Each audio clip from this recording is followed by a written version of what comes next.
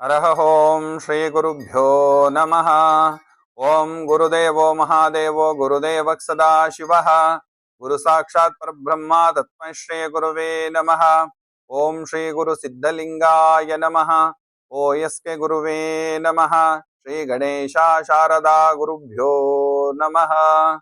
ಪದ್ಮಾಸನ ಸ್ಥಿತೆ ದೇವಿ ಪರಬ್ರಹ್ಮ ಸ್ವರೂಪಿಣಿ ಪರಮೇಶಿ ಜಗನ್ಮಾತೃ ಮಹಾಲಕ್ಷ್ಮೀ ನಮೋಸ್ತುತೆ. ಪದ್ಮಾಸನ ಸ್ಥಿತೇ ದೇವಿ, ಪದ್ಮಾಸನದಲ್ಲಿ ಕುಳಿತಿರ್ತಕ್ಕಂಥ ಮಹಾಲಕ್ಷ್ಮಿ, ಪರಬ್ರಹ್ಮ ಸ್ವರೂಪಿಣಿ, ಪರಬ್ರಹ್ಮೆಯೂ ನೀನೇ ಆಗಿರತಕ್ಕಂಥ ಮಹಾಲಕ್ಷ್ಮಿಯೇ, ಪರಮೇಶ್ವರಿಯೂ ನೀನೇ ಆಗಿರತಕ್ಕಂಥ ಮಹಾಲಕ್ಷ್ಮಿಗೆ ವಂದನೆಗಳನ್ನು ತಿಳಿಸುತ್ತಾ ಈ ಬಾರಿ ವರಮಹಾಲಕ್ಷ್ಮಿ ಹಬ್ಬ ಯಾವ ದಿನ ಬಂದಿದೆ ಹಾಗೂ ಯಾವ ಸಮಯ ಯಾವ ಲಗ್ನದಲ್ಲಿ ಮಹಾಲಕ್ಷ್ಮಿಯನ್ನು ಕೂರಿಸಬೇಕು ಹಾಗೂ ಮೊದಲು ಇದನ್ನು ಯಾರು ಆಚರಣೆ ಮಾಡಿದರು ಮತ್ತು ಈ ವ್ರತಕಥೆಯನ್ನು ಯಾರಿಗೆ ಹೇಳಿದರು ಸವಿವರವಾಗಿ ತಿಳಿಯೋಣ. ಒಮ್ಮೆ ಕೈಲಾಸದಲ್ಲಿ ಪಾರ್ವತಿ ತಾಯಿಯು ತನ್ನ ಪತಿದೇವರನ್ನು ಹೀಗೆ ಪ್ರಶ್ನಿಸಿದಳು. ಏ ಸ್ವಾಮಿ, ಸಕಲ ಲೋಕಗಳ ಹಿತಚಿಂತಕನು ರಕ್ಷಕನೂ ಆಗಿರುವ ನೀವು ನಮಗೆ ರಹಸ್ಯಮಯವೂ ಮಂಗಳಕರವೂ ಆದ ವ್ರತವೊಂದನ್ನು ತಿಳಿಸಿ ಎನ್ನಲು ಪರಮೇಶ್ವರನು ಹೀಗೆ ಹೇಳಿದನು. ವ್ರತಗಳಲ್ಲೆಲ್ಲ ಶ್ರೇಷ್ಠವಾದ ವ್ರತವೆನಿಸಿ ಧನ ಕನಕ ವಸ್ತು ವಾಹನಾದಿ ಸಕಲ ಸಂಪತ್ತು ಸೌಭಾಗ್ಯಗಳನ್ನು ಅತಿ ಶೀಘ್ರದಲ್ಲೇ ದಯಪಾಲಿಸುವ ವರಮಹಾಲಕ್ಷ್ಮಿ ವ್ರತವೊಂದಿದೆ. ಶ್ರಾವಣ ಮಾಸದ ಶುಕ್ಲ ಪಕ್ಷದಲ್ಲಿ ಹುಣ್ಣಿಮೆಗೆ ಮೊದಲು ಬರುವ, ಅಂದರೆ ಹುಣ್ಣಿಮೆಗಿಂತ ಮುಂಚೆ ಬರುವ ಶುಕ್ರವಾರದಂದು ಈ ವ್ರತವನ್ನು ಆಚರಿಸಬೇಕು. ಸೌಭಾಗ್ಯವನ್ನು ಮಂಗಳಕರವನ್ನು ಬಯಸುವ ಸ್ತ್ರೀಯರು ಈ ವರಮಹಾಲಕ್ಷ್ಮಿ ವ್ರತವನ್ನು ಆಚರಿಸಿದರೆ ಫಲ ನಿಶ್ಚಿತವಾಗಿ ದೊರೆಯುವುದು. ಪಾರ್ವತೀ ದೇವಿಯು ಪತಿಯ ಮಾತಿಗೆ, ಸ್ವಾಮಿ, ಈ ವ್ರತ ವಿಧಿವಿಧಾನಗಳೇನು, ಹೇಗೆ ಆಚರಿಸಿದರೆ ದೇವಿಯು ಪ್ರಸನ್ನಳಾಗುತ್ತಾಳೆ, ಇದನ್ನು ಕೃಪೆಯಿಟ್ಟು ತಿಳಿಸುವಂತರಾಗಿ ಎಂದು ಪ್ರಶ್ನಿಸಿದಳು. ಮುಂದಿನ ಭಾಗದಲ್ಲಿ ಸವಿವರವಾಗಿ ಕಥೆಯನ್ನು ತಿಳಿಯೋಣ. ಈಗ ಪರಾಭವ ನಾಮ ಸಂವತ್ಸರದಲ್ಲಿ ಯಾವ ದಿನ ವರಮಹಾಲಕ್ಷ್ಮಿ ವ್ರತ ಬಂದಿದೆ ಎಂದು ತಿಳಿಯೋಣ ಬನ್ನಿ. ಶ್ರೀ ಶಾಲಿವಾಹನ ಶಕೆ ಗತ ವರ್ಷ 1948 ಶ್ರೀ ಪರಾಭವನಾಮ ಸಂವತ್ಸರ ದಕ್ಷಿಣಾಯನ ವರ್ಷ ಋತು ಶ್ರಾವಣ ಮಾಸ ಶುಕ್ಲ ಪಕ್ಷ ದಿನಾಂಕ 21/8/2026 ಶುಕ್ರವಾರ, ನವಮಿ ತಿಥಿ ಅನುರಾಧ ನಕ್ಷತ್ರ ಬೆಳಿಗ್ಗೆ 11:30 ತನಕ, ನಂತರದಲ್ಲಿ ಜ್ಯೇಷ್ಠ ನಕ್ಷತ್ರ, ವೈದ್ರತಿ ಯೋಗ, ಬಾಲವಕರಣ. ಈ ಶುಭ ದಿವಸ ಶ್ರೀ ವರಮಹಾಲಕ್ಷ್ಮಿ ವ್ರತ.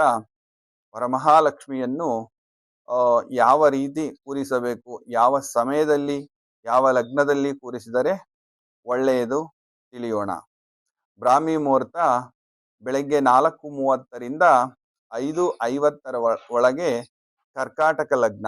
ಈ ಲಗ್ನದಲ್ಲಿ ಗುರುದೇವರು ಉಚ್ಚ ಸ್ಥಾನದಲ್ಲಿ ಸ್ಥಿತರಿರುವುದರಿಂದ ಈ ಲಗ್ನದಲ್ಲಿ ತಾಯಿಯನ್ನು ಪೂಜಿಸಿ ಆರಾಧಿಸಿದರೆ ತುಂಬಾ ಅತಿ ಹೆಚ್ಚಿನ ಶುಭ ಫಲ ದೊರೆಯುವುದು. ನಂತರದಲ್ಲಿ ಬೆಳಗ್ಗೆ 6ರಿಂದ 6:30 ಒಳಗೆ ಸಿಂಹ ಲಗ್ನದಲ್ಲಿ ಸಹ ಕೂರಿಸಬಹುದು. ಬೆಳಗ್ಗೆ 9:15ರಿಂದ 10 ಒಳಗೆ ಕನ್ಯಾ ಲಗ್ನದಲ್ಲಿ ಸಹ ತಾಯಿಯನ್ನು ಕೂರಿಸಬಹುದು. ಮಧ್ಯಾಹ್ನ ಅಂದರೆ ಅಭಿಜಿನ್ ಮುಹೂರ್ತ 12:23ರಿಂದ 1 ಒಳಗೆ ಸಹ ಅಭಿಜಿನ್ ಮುಹೂರ್ತದಲ್ಲಿ ಸಹ ಪೂಜಿಸಬಹುದು. ಮೊದಲು ಮನೆಯನ್ನು ಸ್ವಚ್ಛಗೊಳಿಸಿ, ಮನೆಯ ಮುಂಭಾಗಿಲನ್ನು ಸ್ವಚ್ಛಗೊಳಿಸಿ, ಮುಖ್ಯದ್ವಾರಕ್ಕೆ ಮಾವಿನ ತಳಿರು ತೋರಣಗಳನ್ನು ಕಟ್ಟಿ ಮನೆಯ ಮುಂದೆ ರಂಗವಲ್ಲಿಯನ್ನು ಹಾಕಿ, ನಂತರದಲ್ಲಿ ಮನೆಯ ಒಳಗೆ ಲಕ್ಷ್ಮಿಯನ್ನು ಪೂರ್ವ ಹಾಗೂ ಉತ್ತರ ದಿಕ್ಕಿಗೆ ಕೂರಿಸಿ, ಮೊದಲು 2 ಬಾಳೆ ಎಲೆಗಳನ್ನು ಹಾಕಿ ಅದರ ಮೇಲೆ ಅಕ್ಕಿಯನ್ನು ಹಾಕಿ ನಿಮ್ಮ ಉಂಗುರದ ಬೆರಳಿನಿಂದ ಅಷ್ಟದಳ ಕಮಲವನ್ನು ಬರೆಯಿರಿ. ನಂತರ 1 ಚಿಟಿಕೆ ಅರಿಶಿನ, 1 ಚಿಟಿಕೆ ಕುಂಕುಮ ಹಾಕಿ 1-2 ಚಿಲ್ಲರೆ ಕಾಯಿನನ್ನು ಹಾಕಿ, ನಂತರದಲ್ಲಿ ತುಂಬಿದ ಬಿಂದಿಗೆ ನೀರನ್ನು ಅದರ ಮೇಲಿಟ್ಟು ಅದರ ಒಳಗೆ ಬೆಳ್ಳಿ ಇಲ್ಲವೇ ಬಂಗಾರದ ಒಂದು ಚಿಕ್ಕ ವಸ್ತುವನ್ನು ಹಾಕಿ, ಇಲ್ಲವಾದಲ್ಲಿ ಮಾಮೂಲಿ ಚಿಕ್ಕ ಒಂದು ನಾಣ್ಯವನ್ನಾದರೂ ಹಾಕಬಹುದು.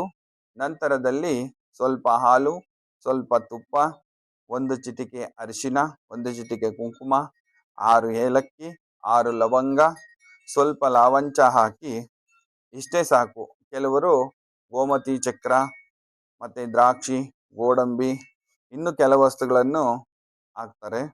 ಅದು ಹಾಕೋದು ಬೇಡ. ಏಕೆಂದ್ರೆ ಪೂಜೆ ಎಲ್ಲ ಮುಗಿದ ನಂತರ ಅದನ್ನು ವಿಸರ್ಜಿಸುವಾಗ ಅದು ತುಂಬನೇ ನೆನೆದು ಈ ಮಹಾಲಕ್ಷ್ಮಿಯ ಸಂಪೂರ್ಣ ಫಲ ಏನಾಗುತ್ತೆ ಅಂತಂದ್ರೆ ನೀರಲ್ಲಿ ನೆಂದು ಅದು ದಪ್ಪ ಆಗಿರುತ್ತೆ. ಅದನ್ನ ನಾವೇನ್ ಮಾಡ್ತೀವಿ, ಚೆಲ್ಲಿ ಬಿಡ್ತೀವಿ.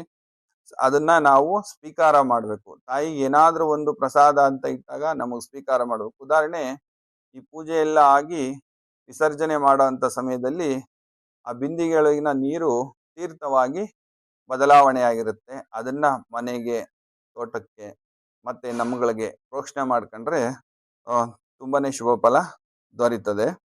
ಹಂಗಾಗಿ ಬೇರೆ ವಸ್ತುಗಳನ್ನ ಹಾಕ್ಬಾರ್ದು.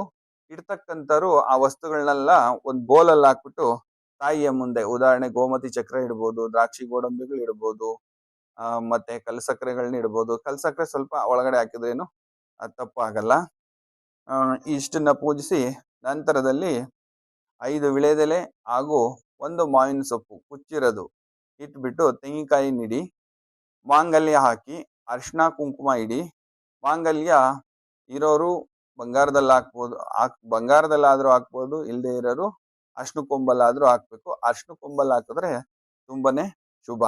ಮತ್ತೆ ಸೀರೆ ಉಡಿಸಿ, ಕಣವನ್ನು ಹಾಕಿ, ಬಳೆಗಳನ್ನ ಹಾಕಿ, ಕಮಲದ ಹೂ ಇಡಿ. ಇನ್ನೂ ಬೇಕಾದಂತ ಅತಿ ಹೆಚ್ಚಿನ ಹೂವಿನ ಅಲಂಕಾರವನ್ನು ಸಹ ಮಾಡಬಹುದು. ಒಂದು ಗ್ಲಾಸ್ ಹಾಲಲ್ಲಿ 1 ಹನಿ ಜೇನುತುಪ್ಪ ಹಾಕಿಡಿ. ಕ್ಷೀರಾನ್ನ ನೈವೇದ್ಯ ಅಂದ್ರೆ ಹಾಲಿನಿಂದ ಮಾಡ್ತಕ್ಕಂಥ ಸಿಹಿ ಪದಾರ್ಥಗಳು, ಈಗ ಹಾಲಿನಿಂದ ಶಾವಿಗೆ ಪಾಯಸ ಇದನ್ನೆಲ್ಲ ಮಾಡ್ತೀವಲ್ಲ, ಅಂಥದನ್ನ ಇಡಬಹುದು. ತುಪ್ಪ ಹಾಕಿ ಮಾಡಿದಂಥ ಪದಾರ್ಥಗಳು, ಸಿಹಿ ನೈವೇದ್ಯಗಳು, ಒಬ್ಬಟ್ಟು, ನಿಮ್ಗೆ ಏನೇನು ಅನುಕೂಲಕರವಾಗಿರ್ತದೋ ಅದನ್ನೆಲ್ಲ ಮಾಡ್ಬೋದು. ಬಟ್ಲಡಿಕೆ, ವಿಳೆದೆಲೆ, ಬಾಳೆಹಣ್ಣು, ಪಂಚಫಲಗಳು ಇವನ್ನೆಲ್ಲ ಹಾಕಿಟ್ರೆ ಇನ್ನೂ ಒಳ್ಳೆಯದು. ತುಪ್ಪದ ದೀಪ ಹಚ್ಚಿ ತುಪ್ಪದ ಆರತಿ ಮಾಡಿ ಒಳ್ಳೆಯದು. ಮತ್ತೆ ಮಂಗಳಾರತಿ ಆಗುವಾಗ, ಮಂಗಳಾರತಿ ಆದ ನಂತರ ತಾಯಿನ ಕೂರಿಸಿರ್ತೀರಲ್ವಾ, ಮುಂದೆ ಲಕ್ಷ್ಮಿ ಅಷ್ಟೋತ್ರ ಓದ್ತಕ್ಕಂಥದ್ದು, ಲಲಿತ ಸಹಸ್ರನಾಮ ಹೇಳ್ತಕ್ಕಂಥದ್ದು. ಇಲ್ಲಪ್ಪ ಅಂತಂತಂದ್ರೆ ಯಾವ್ದಾದ್ರು ಲಕ್ಷ್ಮಿಗೆ ಸಂಬಂಧಪಟ್ಟಂತ ಮಂತ್ರಗಳು ಹೇಳೋಂಥದ್ದು ತುಂಬಾನೇ ಒಳ್ಳೇದು. ಕೆಲವೊಂದು ಮಂತ್ರಗಳಲ್ಲಿ ಒಂದೇ ಒಂದು ಮಂತ್ರನ ಇಲ್ಲಿ ತಿಳಿಸ್ಕೊಡ್ತೀನಿ. ಓಂ ಶ್ರೀಂ ಹ್ರೀಂ ಶ್ರೀಂ ಕಮಲಾಲಯೇ ಪ್ರಸೀದ ಪ್ರಸೀದ, ಶ್ರೀಂ ಹ್ರೀಂ ಶ್ರೀಂ ಮಹಾಲಕ್ಷ್ಮಿಯೇ ನಮಃ. ಈ ಮಂತ್ರವನ್ನ 108 ಬಾರಿ ಜಗನ್ಮಾತೆ ಮಹಾಲಕ್ಷ್ಮಿಯ ಮುಂದೆ ಕೂತು ಹೇಳಬಹುದು. ನಿಮ್ಮ ಯಥಾಶಕ್ತಿಗೆ ತಕ್ಕಂತೆ ವರಮಹಾಲಕ್ಷ್ಮಿ ತಾಯಿಯನ್ನು ಪೂಜಿಸಿ ಅಲಂಕರಿಸಿ, ಕೆಲವರು ತಾವು ಹಾಕೋ ಒಡವೆಗಳನ್ನ, ಬಂಗಾರದ ಒಡವೆಗಳನ್ನ ದೇವರಿಗೆ ಹಾಕಿ ತಾವು ಆರ್ಟಿಫಿಷಿಯಲ್ಗಳನ್ನ ಹಾಕ್ತಾರೆ. ಖಂಡಿತ ಈ ತರ ತಪ್ಪುಗಳನ್ನ ಮಾಡಬಾರದು.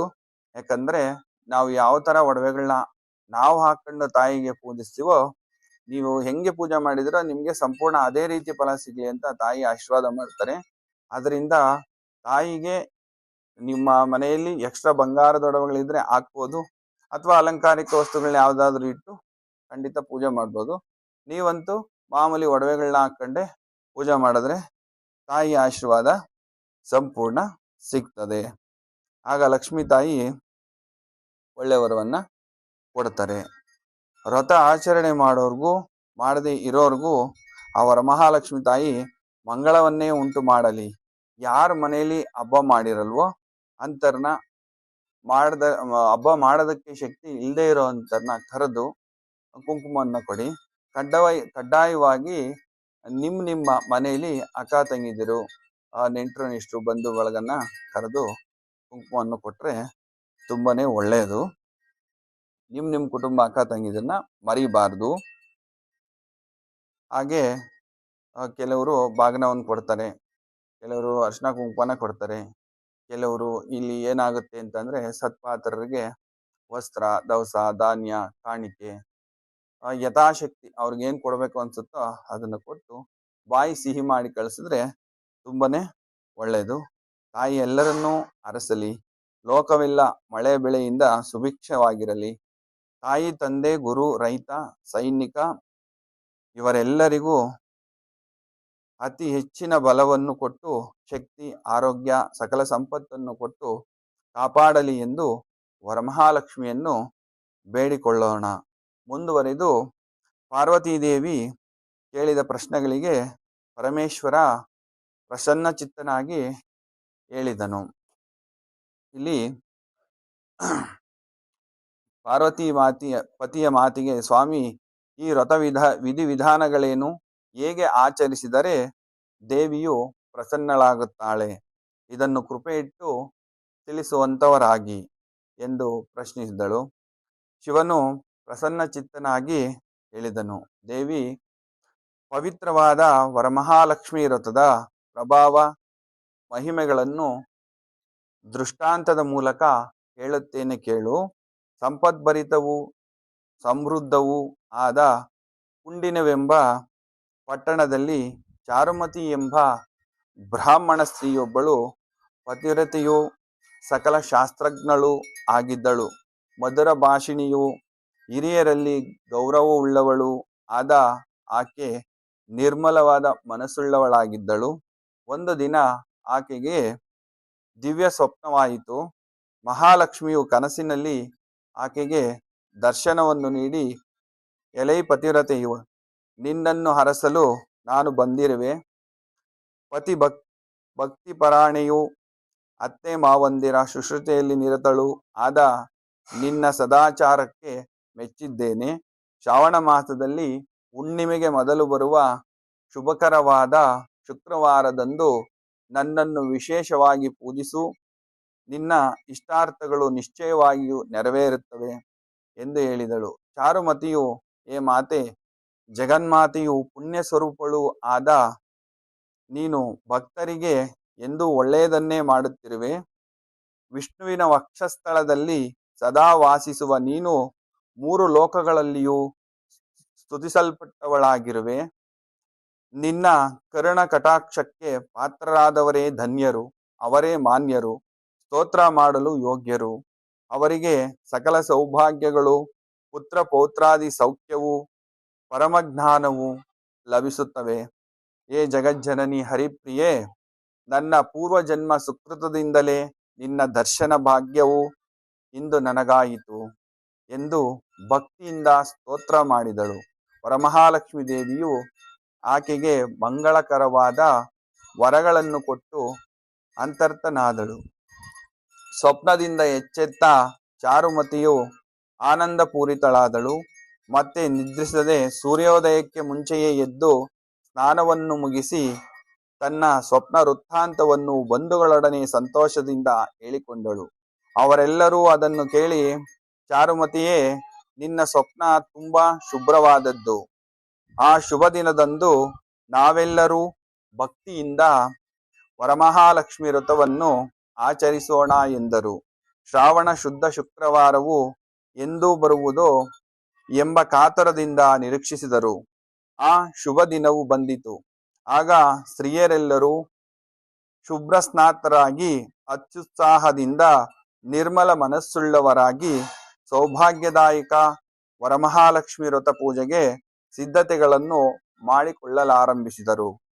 ಪೂರ್ಣ ಕಳಶದಲ್ಲಿ ಆಲದವಳ್ಳಿ ಹೊಸ ಅಕ್ಕಿಗಳನ್ನು ತುಂಬಿ ವರಮಹಾಲಕ್ಷ್ಮಿಯನ್ನು ಆವಾಹಿಸಿ ಶ್ರದ್ಧಾಭಕ್ತಿಗಳಿಂದ ಪದ್ಮಾಸನೆ ಪದ್ಮಕರೆ ಸರ್ವಲೋಕೈಕ ಪೂಜಿತೆ ನಾರಾಯಣ ಪ್ರಿಯೇ ದೇವಿ ಸುಪ್ರೀತಾ ಭವ ಸರ್ವದಾ ಎಂದು ಪ್ರಾರ್ಥಿಸಿದರು. ಕಲ್ಪೋಕ್ತವಾಗಿ ಷೋಡಶೋಪಚಾರಗಳಿಂದ ವರಮಹಾಲಕ್ಷ್ಮಿಯನ್ನು ಪೂಜಿಸಿದರು. ಧ್ಯಾನ ವಾಹನಾದಿ ಪೂಜೆಗಳ ನಂತರ 9 ಗ್ರಂಥಿಗಳಿರುವ ಪವಿತ್ರವಾದ ದಾರವನ್ನು ಪೂಜಿಸಿದರು. ತುಪ್ಪದಿಂದ ಮಾಡಿದ ಭಕ್ಷ್ಯಗಳನ್ನು ಲಕ್ಷ್ಮೀದೇವಿಗೆ ನಿವೇದಿಸಿ ಮಹಾನಿರಂಜನ ಆರತಿಗಳನ್ನು ಮಾಡಿದರು. ದಾರವನ್ನು ತಮ್ಮ ಬಲತೋಳಿಗೆ ಭಕ್ತಿ ಶ್ರದ್ಧೆಗಳಿಂದ ಕಟ್ಟಿಕೊಂಡರು. ಪೂಜೆಯ ನಂತರ ವೇದ ಪಾರಂಗತನೂ ನಿಷ್ಠನೂ ಆದ ಬ್ರಾಹ್ಮಣನಿಗೆ 12 ಭಕ್ಷ್ಯಗಳನ್ನು ದಕ್ಷಿಣೆ ಫಲತಾಂಬೂಲಾದಿಗಳೊಂದಿಗೆ ಬಾಗಿನವನ್ನಾಗಿ ಕೊಟ್ಟರು. ನಂತರ ತಾವು ದೇವಿಯ ಸನ್ನಿಧಿಯಲ್ಲಿ ಪ್ರಸಾದವನ್ನು ಭುಂಜಿಸಿದರು. ಈ ಮಂಗಳಕರವಾದ ವ್ರತಾಚರಣೆಯಿಂದ ಚಾರುಮತಿ ಮುಂತಾದ ಪತಿವ್ರತಾ ಸ್ತ್ರೀಯರು ಧನಧಾನ್ಯ ಆಭರಣಗಳನ್ನು ಸಂಪತ್ತನ್ನು ಹೊಂದಿ ಅಷ್ಟೈಶ್ವರ್ಯ ಸಂಪನ್ನರಾದರು. ಸದಾಕಾಲ ಅತಿಥಿ ಅಭಾಗ್ಯತರು ಹಾಗೂ ಬಂಧು ಬಾಂಧವರು ಸಮ್ಮಾನಿಸುತ್ತಾ ಸುಖ ಹೊಂದಿದರು.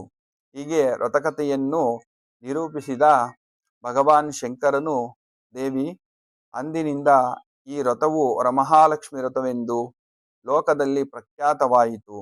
ಇದು ವ್ರತಗಳಲ್ಲೆಲ್ಲ ಬಹಳ ಉತ್ತಮವೂ ಫಲಪ್ರದವೂ ಆಗಿದೆ. ಯಾರು ಈ ವ್ರತವನ್ನು ಆಚರಿಸಿ ಕಥೆಯನ್ನು ಹೇಳುವರೋ ಅವರಿಗೆ ಮಹಾಲಕ್ಷ್ಮಿಯ ದಿವ್ಯಾನುಗ್ರಹ ಉಂಟಾಗಿ ಸಕಲ ಕಾರ್ಯಗಳು ಸಿದ್ಧಿಸುತ್ತವೆ ಎಂಬಲ್ಲಿಗೆ ಭವಿಷ್ಯೋತ್ತರ ಪುರಾಣದಲ್ಲಿ ಪಾರ್ವತಿ ಪರಮೇಶ್ವರರ ಸಂವಾದ ರೂಪದ ವರಮಹಾಲಕ್ಷ್ಮಿ ವ್ರತಕಥೆಯು ಸಂಪೂರ್ಣವಾಯಿತು. ಸರ್ವಮಂಗಳ ಮಾಂಗಲ್ಯೇ ಶಿವೆ ಸರ್ವಾರ್ಥ ಸಾಧಿಕೆ ಶರಣ್ಯೇ ತ್ರ್ಯಂಬಕೆ ದೇವಿ ನಾರಾಯಣಿ ನಮೋಸ್ತುತೆ. ನಮಸ್ತೆ ಹಸ್ತು ಮಹಾಮಾಯೆ ಶ್ರೀಪೀಠೆ ಸುರಪೂಜಿತೆ ಶಂಖಚಕ್ರ ಗದಾಹಸ್ತೆ ಮಹಾಲಕ್ಷ್ಮೀ ನಮೋಸ್ತುತೆ. ಮಹಾಲಕ್ಷ್ಮೇ ಚ ವಿದ್ಮಹೇ ವಿಷ್ಣುಪತ್ನೇ ಚ ಧೀಮಹಿ ತನ್ನೋ ವರಮಹಾಲಕ್ಷ್ಮಿ ಪ್ರಚೋದಯಾತ್. ನಾರಾಯಣಾಯ ವಿದ್ಮಹೇ ಪರಬ್ರಹ್ಮಣೇ ಚ ಧೀಮಹಿ ತನ್ನೋ ಪರಮಾತ್ಮ ಪ್ರಚೋದಯಾತ್. ಲಕ್ಷ್ಮೀನಾರಾಯಣಾಯ ವಿದ್ಮಹೇ ಪರಬ್ರಹ್ಮಣೇ ಚ ಧೀಮಹಿ ತನ್ನೋ ಪರಮಾತ್ಮ ಪ್ರಚೋದಯಾತ್. ಲೋಕಾ ಸಮಸ್ತ ಸುಖಿನೋ ಭವಂತು, ಸಮಸ್ತ ಸನ್ಮಂಗಲಾನಿ ಭವಂತು.